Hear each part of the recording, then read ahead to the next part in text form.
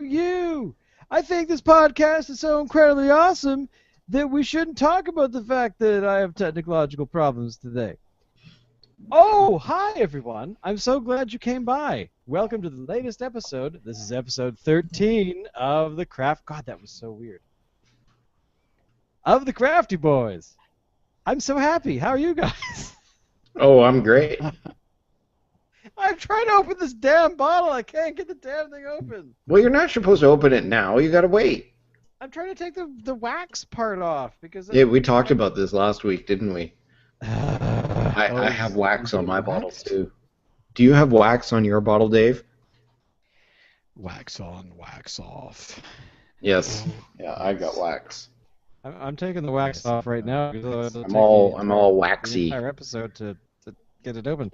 Oh, So, Alan, hi, my name is Red Shane. wine. I am in Vancouver, BC, and I am one of the Crafty Boys, a podcast where we like to talk about beer and other man stuff. Hashtag Canadian man stuff. And I finally got the wax off of my bottle. So, how are you guys doing? How's your week been? Good. It's gonna be even better since I'm gonna have some beer. How about you, Dave? Dave, how you doing? My week has been just ducky. Actually, Wow, thanks for the detail, Dave. So glad that we feel like we're a part of your life. Well, thanks everyone for coming. See you next week. I don't know if Dave's going to be here, but you know. I don't think he's here this week. Hey, Dave, how are you? it takes a while for the wheels to spin up, man. You know what I want to know? What I want to know is with 4 Mile here, if you notice that the waxing that they do, I don't know about you guys on your bottles, but see how it's like all nicely uniform down at the bottom? How do they get that? They turn. I the mean, you bottle would expect it to upside be down. like drippy and stuff. No, Oh, they Yes. dip it up. They dip it. Right? oh, I see. Right. But like That's the what is it? Makers, not makers. Oh, jeez. Oh my God. Oh my God. My bottle just exploded. Oh Well, yeah, my you turned Lord. it upside down, you moron. Hang on. We're having technical difficulties. Please stand by. We're There's beer all experiencing over my technical desk. difficulties. Please There's beer on stand my desk. by. I think I'm gonna wait for a moment to open We should my put up the bottle little here. picture of the test pattern and stuff. Emergency Totally. broadcast system. What's that one from The Simpsons? The like guy, the two cameraman's loaded and not he's drunk or whatever. From this. All right, my bottle is open. Tragedy has been averted. The beer is now contained. All right. So let's talk about the beer first. You guys, now the suggestion for the week was beer from the 4 Mile, specifically the Sweet Potato Ale. I unfortunately What's learned the actual yesterday. title of it, Dave? Sweet potato harvest spiced ale. Harvest Spiced Ale, right. It's a So- mouthful. I unfortunately found out yesterday that it is a seasonal, and there were only 5 bottles apparently in Vancouver, but they were really far away, and I was not going to go that far to get it. So, but they did have some other ale, which is actually kind of funny, because 2 episodes ago, Locke, who is not here this week because he is studying for law exams, he had a 4 Mile dark some sort of ale. I've forgotten exactly what it was. So it's kind of funny that we're going 4 Mile again, only not too long, not too long back. So I picked up the British Best Ale, which I liked because it has the cool. See the head of the person. It's like actually like a hawk or an eagle or something. I think It's like it's a chicken. vulture. A It's vulture? chicken. Was that a vulture? Oh, it's a vulture. Oh, you're right. I think it is a vulture. But I am particularly looking forward to this one, so I'm going to do my pour here. There we go. Oh, yeah. Oh, yeah. Look at that. Oh, yeah. Wow. Nice. Very liquidy. Nice brown color. It's got, oh, yeah. Oh, yeah. Check that out. Looks kind of reddish. It is kind of a red, isn't it? But the tagline, of course, for this one for 4 Mile is "Stiff Upper Sip," and I'm going to find out right now if that's true. Smells like honey, a little nutty.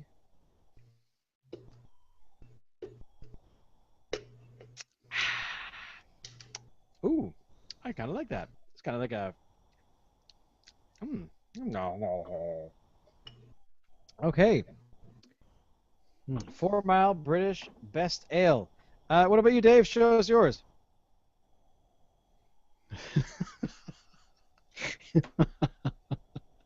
It's a little private, isn't it? I can't remember. Looks very black and Holy white. shit! It took you that long? It is. I can't remember how to change the color back. I know I changed it last week. If you click on your little face in the bottom left-hand corner, and then when you are talking, right. you will see the little menu pop up. The menu only shows up when your face is on the screen. Oh. Never mind that. That's not what I'm looking for. Here we go. As David Kelch learns how to use technology. Next week It he'll was have so Twitter. simple last week. What the It hell? was so simple last week. Did you have Twitter? Do you have Twitter yet, Dave? Oh, there we go. What? No. It doesn't. Yeah, I didn't think so. Uh, Game over, man. Game over. okay. Dave, show us your beer. Actually, I do have Twitter. But don't ask me to log into it because I haven't logged in I don't know how many years. Because you set me up, or you got me to get an account. And you know what? It's probably been so long that the account has actually been turned off. They Shut don't do down. that, Dave. Oh, okay. So it's probably still out there floating in the ether.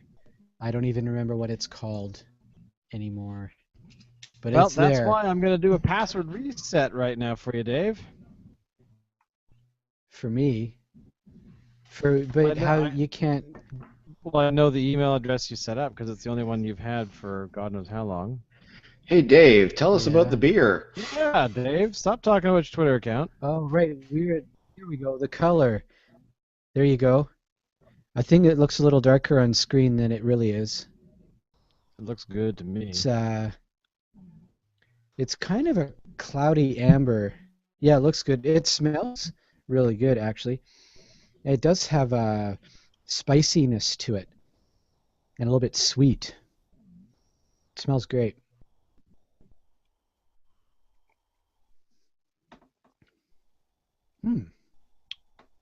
Yeah, that's not bad.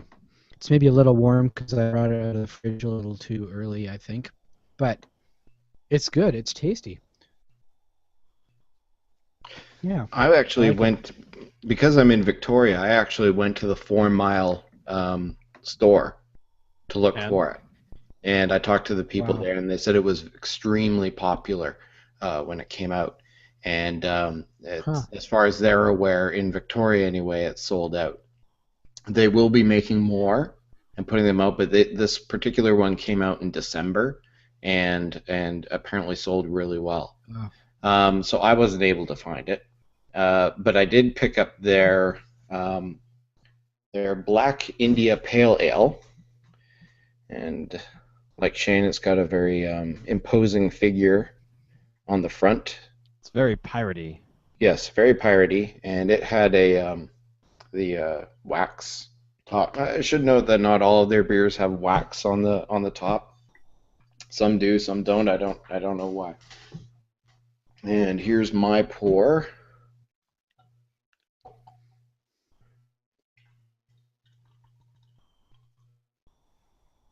Very black. That is a dark beer. That looks nice. It smells really good too.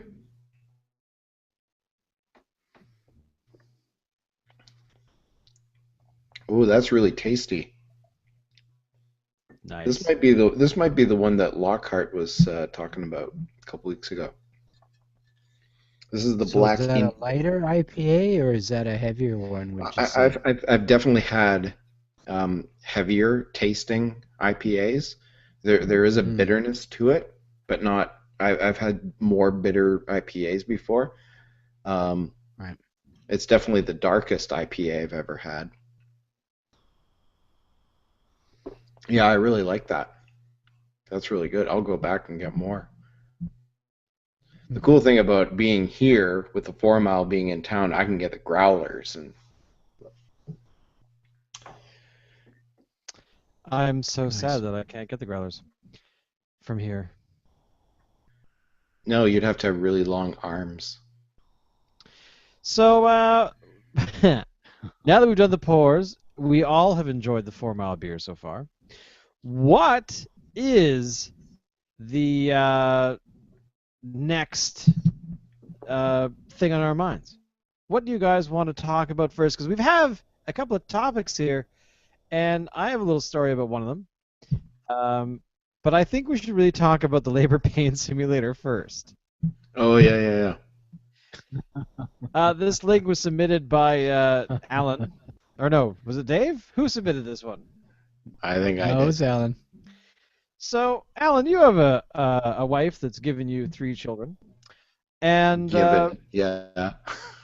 how do you how would you actually try this simulator? Now, just to give everybody context of what this is, a bunch of dudes went to a facility where they had a simulation done of labor pains, and they basically hook up a machine to their torso, and they, I guess, are targeting particular types of muscles that are involved in labor, and It looks like a they Dr. basically, Hose thing. oh, it probably is. It's probably just a really big TENS unit. So this is fascinating because they look like they're in incredible pain. So, Alan, elaborate. Well, I would imagine that going through childbirth is extremely painful. Um, my wife, when she had her first, she ruined my favorite shirt because she was grabbing onto it and clenching it and pulling at it and tore a hole in it. I have yet to forgive her. It was 15 years ago. Uh, no, I mean it was extremely painful. But and I have to say this: I worked with a woman who had or I've had some lower back pain issues, and before I've actually ruptured a disc in my back. And a woman that I work with had also ruptured a disc in her back at one point, and she said that that was way more painful than childbirth. So it sounds like I've experienced pain that's more than childbirth, but I don't know. Without context, there's no way I can know for sure. But I don't think I would try one of those machines because I think it's weird. You think it's weird. Dave, what about you, man? Would you, if you really wanted to understand something about child, bleh, labor pain, child pain, just talking like my dad. Oh, the pain, the pain. What would you actually do something like this? Would I do something like that? I mean, basically, it I don't sounds know. I like just might. you would I really. just might. It depends on how weird a mood I was in, and if And the how much you had to machine was drink. actually, yeah, How which weird would be tough. a mood you were in? Yes. You would have to be in a particular frame of mind to do it, I would think. Yeah, absolutely, you would. I mean, who wants to actually put themselves in a position of experiencing that kind of pain? Personally, I pass, thanks, generally. Yeah. That's why I I think say I would that's have the to be idea. in a weird frame of mind to be willing to undergo something that crazy. Now, Because let's face it, that's pretty whack. it is pretty whack. I don't know why anybody would do this. I've only watched basically the screaming parts of the video that's attached to this. I'll put the link in the description of this episode. But I don't. Are they trying to teach men how? Um, They're basically trying to say that men are wimps compared to women. And I think that might be I think that might be accurate, actually. I mean, I think I'm a wimp compared to my wife. Okay. All right. That's fair. That's fair. Dave, when you were married, would you have considered yourself to be a wuss compared to your ex-wife? That's a good one. Be careful here, Dave. Oh, I I would don't I gotta would be give her. careful of nothing. I know there's no way that she would be watching any of this, so I got nothing to worry about there. Um, Actually, I would say yes. She was a pretty tough cookie in some ways, actually. So, So she was comparatively speaking, yes. okay. All right. That's fair. I mean, Shane, your better Mm. half is pretty tough as well. I mean, I'm terrified of her. yes, as we She, all are. yes. Um, Yes. but I can't. But the one thing she does have is a low tolerance for pain. So I suspect I could probably outlast her on this type of machine. So Well, you know what? I've often kind of wondered if the pain tolerance is different, like what a guy would consider to be a 10, a woman would consider to be a 5, or vice versa. I mean, biologically, maybe we respond to pain differently. well, I don't think so. But also labor pain, I gather, is since they're built to do this process of becoming pregnant and giving birth, that the body does help out. Of course, then with the invention of epidurals and all kinds of things, I suppose that is a benefit. So yeah, I don't know. I mean, I of course will never get pregnant, so I will never be Oh, able to now, experience it. now. But I don't have the plumbing. If I were Haven't you ever ever to get seen pregnant, haven't you ever seen that movie? Was it Danny DeVito and Arnold Junior, Schwarzenegger? What was that one? Junior, Junior, yeah. the one Yeah, where it's Arnold possible. Schwarzenegger becomes pregnant and then Yeah, it's possible. yeah, okay. Oh I'll man. take that. I'll take note. I Um, think that was a low I'll point stop for our eating meeting. peanut butter sandwiches and stop jumping up and down after I do it. Um, well, enough of this stuff about labor pains. I think we should move on to the other article, which is, I think, far more interesting. Um, at least for us. Well, maybe not. Maybe just for me. But this guy in Britain, a British guy, had been having headaches for his entire life, and no one seemed to know why. It sounds like no matter whatever tests he had done over the years, that the cause of his headaches was never discovered.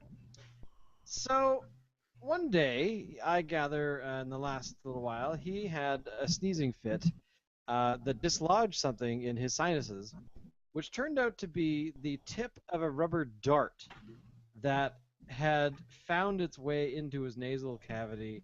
Um, and when he was 7 years old, they thought he had swallowed it, but in reality, he had stuck it up his nose. So now, of Wow. course, he sneezed this thing out, and it's magic. His headaches are gone. And it's one of those those toy guns that have those sort of darts about yay long, and they have some plastic bit in the rubber end, so in theory it's supposed to stick on stuff when you shoot it at something. Yeah, yeah. That's what he had up his nose. And Wow. I remember years and years and years ago when I was probably very young, I would say 5, 6 years old. I have this memory of watching television and eating raisins. And at some point, I decided to stick a raisin up my nose. And it's not that part that I remember so well. It's what it felt like when after the raisin had made its way into my sinuses. And eventually, it came out the other end and I swallowed it. But um, Ew. that's like it's. I gotta say that is not something I would like to repeat. And this poor bastard had this thing up his nose for that long, and I can't remember. It reminds me Um, of that Simpsons episode where Homer had the crayon stuck up his nose all of his life, and that's why he was so stupid. But What? I I'd don't like think to I know saw what this this one. guy's IQ was like. Was he like Homer Simpson? Was he like, and did he become like a Rhodes Scholar as soon as he sneezed the thing out? I like this comment from the article. Uh, they said that they thought I'd swallowed this thing because I was chewing on it when I was 7 years old and no one could find it afterwards. So his worried parents took him to the hospital, but a scan of his stomach turned up nothing. So somehow it got forced up into my nasal cavity. So they were looking in the wrong place, and that for some reason I only hear that sentence. They were looking in the wrong place, as if Sala were speaking it. They're digging in the wrong place. Exactly. See, that is totally. That's exactly what I thought of when I read that initially. But anyway, um, I don't know. Have you guys ever had things stuck up your nose, swallowed, choked on that you have a vague, like an incredible memory of, like something you've done? Um, actually choking, I guess, is not really doesn't count because that's an accidental thing usually. But um, something that you do, like me sticking a raisin in my nose. That was a conscious thing. I did it because I don't know why I was young, but I remember that experience. What about you guys? Well, it's funny that you talk about you shoving raisin up your nose because I did the same thing. It was last week. No, it was I was bored at my desk. I it didn't know what was to do. I don't know, maybe I was 4 or something, and I was actually sitting on the john, and I guess I had a box of raisins and I shoved them all, not just one, I shoved all of them. It was, Okay, why A did you have a box of raisins while you were on the I toilet? don't know. That is something Anyway, I've never done, eat Oh, while anyway, sitting on the can. yeah, no, but I did on this particular time. And so my mom walked by and heard me, having problems breathing. And she looks up and she sees all these raisins. She grabs a pair of tweezers and starts fishing them out. That's the only time that's ever happened to me, I'm pretty oh sure. my God. Well, there was that one time when I choked on a hot dog when we went camping, and Yeah, I remember that you well. you told a joke, and I was eating a hot dog, and I sucked it back, and it got lodged in there. And I'm trying to get this thing unlodged, and it's just this automatic reflex. I'm going like this, and I'm getting up and I'm moving around and stuff, and everybody's laughing at me, thinking I'm doing some sort of a funny dance or something. Yeah, everybody's pointing and laughing at me, and I'm like, It and did take finally just a bit you of time to realize what was going on. That is true. finally you clued in that I was choking. But because you're so short compared to me, you had to wait for me to pass out before you could do the Heimlich. Luckily, I didn't Those were have to the pass out. It just days. came out. But So what Did you about you, actually Dave? do the Heimlich? huh? No, it came out No, on it, its it, own. it popped out on its own. But Dave, Oh, what about oh. you? Have you stuck anything in any orifice of your body? Don't talk about the gerbils. There's no gerbils. Notice how Dave No. went really silent. No, I've never done that. I don't know what you're talking about. I've never had that experience at all. As a matter of There's no fact, gerbils. There's we're nothing. never going to talk about it again. Although, in elementary school, I had one guy stab me in the nose with a pencil. Stabbed you in the nose? What? What? Explain. Elaborate. Yeah.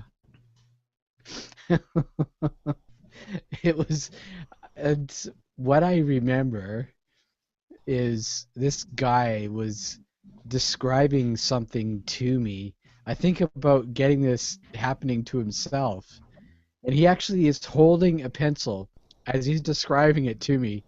And he goes through the motion. Only he goes through it completely. So he actually gets me right in the fucking nose. Like right in the nostril. And and stabs me. Totally. It hurt like a bitch. I would imagine. You know, I'm noticing a trend here that these things that have been done happened to us when we were really young. Well, yeah. I remember in grade Yes. 8, How many actually, adults shove raisins up their nose? I could Google that, but I'm not going to right now because that would be terrifying. There would be a fetish Um, website for it. I remember actually in grade 8, the a I was helping. No, I must have been a bit older than that. I must have. Anyway, whatever. I was somewhere in my mid-teens or so, and I was helping my dad take nails out of wood because he was gonna use the wood again, and so we were taking these nails out, and he was gonna cut the wood or whatever. And I remember actually getting frustrated at a nail and just wanting to hit the nail until I got that damn thing out of the piece of wood. But I did this weird sideways stripe, and I sliced my finger open, right here, and I have a large scar there, and it does tingle on one side.